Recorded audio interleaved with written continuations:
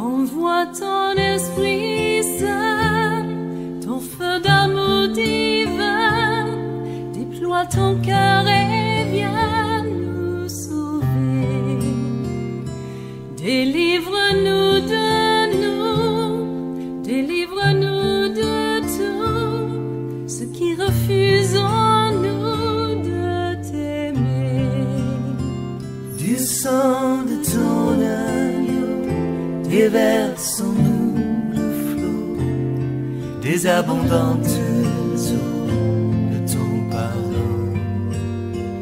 Viens inonder nos vies, restaure-nous, guéris ton Église.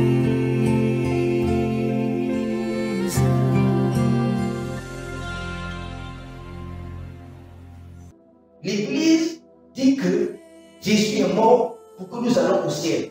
Jésus est mort pour que nous soyons rachetés et que nous puissions aller au ciel. Et l'Église se concentre pour le ciel. Ce qui est une erreur. Le salut ne consiste pas seulement à aller au ciel, mais le salut emporte également la restauration de notre être. La restauration de notre être veut dire quoi? La restauration de notre être veut dire que lorsque Adam a chuté, Adam est tombé, Adam, n'est-ce pas, a trébuché, est tombé dans la boue, Dieu va le sauver. Lorsque Dieu prend Adam dans la boue et que Dieu le met, n'est-ce pas, sur pied, Adam le sauver. Adam n'a pas besoin d'être purifié avant d'être sauvé. Dès que Adam dit oui Seigneur, je veux te suivre, oui Seigneur, je te donne ma vie, oui Seigneur, je renonce à moi, oui Seigneur, je vais te sauver, je crois en toi comme mon Seigneur et mon Sauveur. Oui, Dieu, je veux avoir ton salut comme le brigand à toi, automatiquement il est sauvé. Dès que Adam a levé Adam, même si Adam est dans le caniveau là, et que Adam dit oui Seigneur, il fait la grande déclaration, oui Seigneur, pendant que Adam est dans le caniveau, Adam est sauvé. Mais maintenant, Adam a le salut. Dieu va restaurer maintenant Adam. Dieu va laver maintenant Adam. Dieu va non seulement le laver par son sang, mais Dieu va mettre en place un mécanisme d'intelligence qui est déstabilisé, n'est-ce pas, qui est détruit. C'est pourquoi l'apôtre Paul dira que nous, n'est-ce pas, ne devons pas nous conformer au siècle présent, mais nous devons être transformés dans le renouvellement de notre intelligence, afin que nous puissions juger et connaître, savoir la volonté de Dieu, ce qui est bon, agréable et parfait. Romains 12, verset 1 à 8. Est-ce que donc l'Église a cette capacité d'influencer son environnement? Oui, si Dieu nous donne donc la capacité de prier, ne serait-ce que la capacité de prier, nous prions pour changer notre vie, nous prions pour influencer notre environnement, nous prions, n'est-ce pas, pour faire reculer les puissances des ténèbres. Nous prions et nous combattons afin que le plan que le diable a pour nous ne puisse pas s'accomplir. Le premier plan, le diable a un plan pour nous, qui est le plan de la désobéissance. Ça peut arriver dans la vie si, n'est-ce pas, tu ne rentres pas dans le plan de Dieu. Alors, ce n'est pas quelque chose qui est écrit dans le ciel. Si tu désobéis et que tu rentres dans le plan de Satan, alors les choses liées à cette voie de Satan, à la voie de la désobéissance, va t'arriver. Sinon, les choses là vont t'arriver. Maintenant, si tu crois en Jésus et que tu acceptes de marcher avec le Seigneur, tu acceptes, n'est-ce pas, de conformer ta vie à sa parole, tu acceptes, n'est-ce pas, de marcher dans ses voies, alors toutes les grâces, toutes les bénédictions, toutes les choses qu'il a arrêtées pour ta vie, avant la fondation du monde, tu rentreras dans ces choses. Il ne faut pas écouter les gens qui disent que peu importe ce que tu fais, il y a des choses qui sont écrites, peu importe. Non, si Dieu te dit de prier, Dieu dit, si deux s'accordent pour prier, pour lier, alléluia, c'est la parole de Dieu. Dieu dit, si deux s'accordent, si papa et maman s'accordent, et que les deux la prient, pour lier une chose dans le ciel, parce qu'en fait, la chose leur appartenant, pour leur grâce, leur bénédiction dans le foyer, la chose qui est liée, quelqu'un a délié là. Dieu dit, si vous accordez, vous liez ça, Dieu voit, et il vous voit également. Il voit vos difficultés. Dieu, il comprend la source. Il voit la source de vos difficultés. Dieu sait que c'est quelque chose qui est en haut, qui est soit lié ou délié. Dieu voit et Dieu, il ne fait rien. Pourquoi est-ce que Dieu ne fait rien? Il ne fait rien parce qu'il vous dit que vous deux, vous devez vous accorder afin maintenant de prier pour délier ou pour lier la chose. Si vous le faites, c'est maintenant, lui qui voit ça avant vous. Vous savez, ça fait 20 ans qu'il voit, lui, il est là et puis il regarde. Mais maintenant, il vous dit, accordez-vous, mais quand vous vous couchez sur le lit, elle regarde à gauche, elle après, vous ne vous parlez pas. Mais quand est-ce que vous allez vous accorder, vous deux d'abord, afin de prier pour délier la chose qui est au ciel, afin que Dieu maintenant agisse.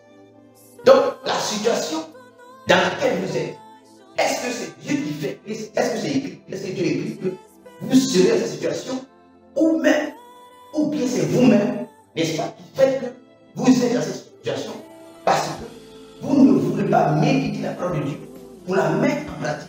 Parce que la parole de Dieu dit de vous accorder. Vous accorder, c'est question d'amour, de vous accorder, d'être un, d'avoir les mêmes pensées, avoir les mêmes désirs, avoir les mêmes motivations. Vous dormez sur le même lit, dans la même maison. Vous êtes donc obligé de partager les mêmes sentiments afin de prier. Il dit également, si vous vous déliez, il sont sur la terre, lui va faire. Il voit, Dieu voit, il ne fait pas. Pourquoi il ne fait pas? Mais Dieu veut le faire parce que si vous obéissez à la parole de Dieu qui dit, si vous accordez afin de demander la chose. Jésus a dit à ses apôtres que vous n'avez pas encore reçu parce que vous demandez mal. Vous demandez, c'est vrai. Et moi, Dieu ne vous donne pas. Je sais que tu demandes. Je le dis, c'est Dieu qui dit ça. Je sais que tu demandes. Tu demandes ça. Tu demandes ça. Tout ce que tu demandes là, j'entends, je vois, mais je ne te donne pas. Pourquoi Dieu le dit? Dieu le dit parce que vous priez mal. Vous priez pour avoir, pour assouvir, n'est-ce pas, vos désirs charnels. C'est pourquoi vous ne recevez pas. Vous ne recevez pas. Alléluia. Et donc, ceux qui ne reçoivent pas, ceux qui prient mal, est-ce que c'est Dieu qui les pousse à prier mal et à ne pas, pour ne pas recevoir? Parce que selon cette doctrine, elle dit que tout ce qui arrive, c'est Dieu. Et donc, Dieu, par rapport au premier verset, il dit, si Dieu s'accorde pour lier une chose dans le ciel, il va faire. Donc, si les deux ne s'accordent pas, étant donné que c'est Dieu qui fait ça, qui fait toutes choses, tout ce qu'on vit, c'est Dieu qui le fait. Et donc, c'est Dieu qui fait que vous deux là, vous ne parlez pas. C'est Dieu qui fait que vous deux là, vous n'accordez pas. C'est Dieu qui fait que l'Église ne s'accorde pas. Parce qu'on dit tout ce que nous faisons, c'est Dieu qui le veut. C'est Dieu dans le ciel, c'est Dieu qui le veut. Et donc, Dieu veut délier la chose au ciel. Et il dit, mais pour le délier, mon Dieu, je veux délier. Mais tant que vous deux, vous ne demandez pas, avant de demander, il faut que vous accordiez pour maintenant demander, alors maintenant moi, je vais faire. Or, la Bible dit que, selon certains disent, en tout cas certains disent, s'ils sont comme ça, c'est toi qui veux qu'ils soient comme ça. Parce que si toi tu as décidé, qu'ils soient comme ça un jour, ce n'est pas leur faute.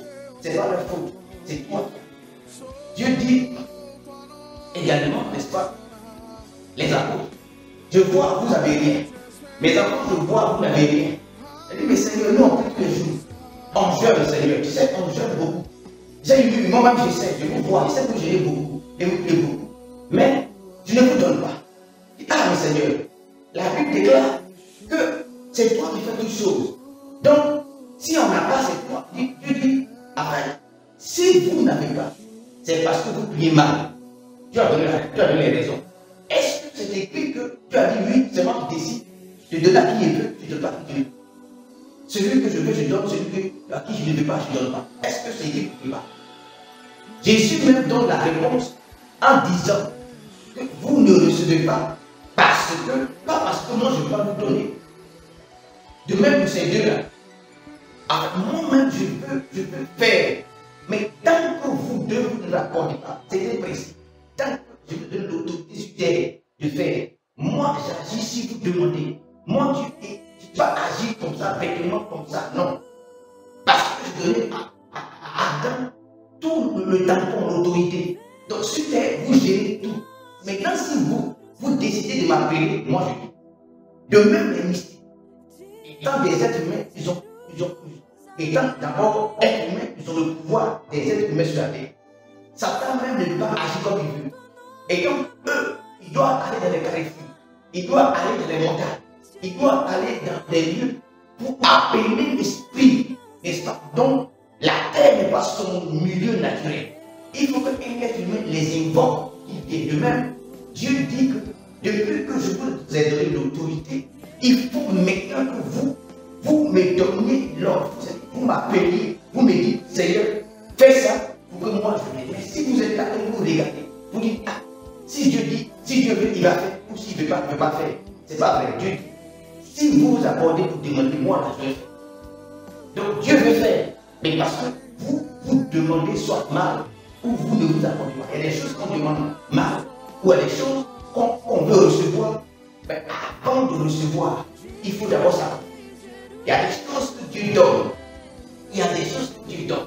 Lorsqu'on demande, selon Matthieu 7, verset 7, il dit, demande et on te donnera. Cherche et tu trouveras. Frappe et on ouvrira. C'est-à-dire que dans ces trois étapes, Dieu nous donne trois moyens d'obtenir. Le premier, demande et puis donne. Il y a des choses qu'on donne lorsqu'on demande. Mais maintenant, Dieu dit que ce n'est pas tout ce qu'on demande qu'on donne.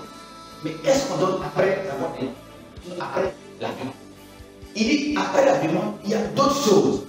Si tu veux les avoir, il faut chercher. On ne reçoit pas tout par demande. Il y a d'autres choses plus importantes. Si tu veux les recevoir, alors il faut chercher. Et donc, tu peux demander, tu recevras les choses qu'on donne à ceux qui demandent, comme des bébés.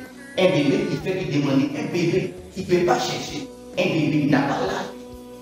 Lorsque nous avons maintenant l'âge de pouvoir chercher, tu demandes comme un bébé, Dieu ne te donne plus.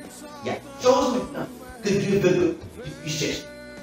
Dieu, chercher, ça veut dire que c'est Dieu même qui sait tout. Il cache, il sait où ça est. Mais il ne te montre pas à toi. Pourquoi? Parce que Dieu, il veut que toi-même va chercher. Maintenant, tu vas dire non, Seigneur. Non, Seigneur. Toutes choses dépendent de toi. Dieu dit, il faut chercher. Ce n'est pas une question que toutes choses dépendent de Dieu. Dieu dit ça là, il faut chercher. Si tu cherches, maintenant, moi, je vais te donner. Mais ça veut dire que ce n'est pas ton effort de chercher, mais il faut obéir.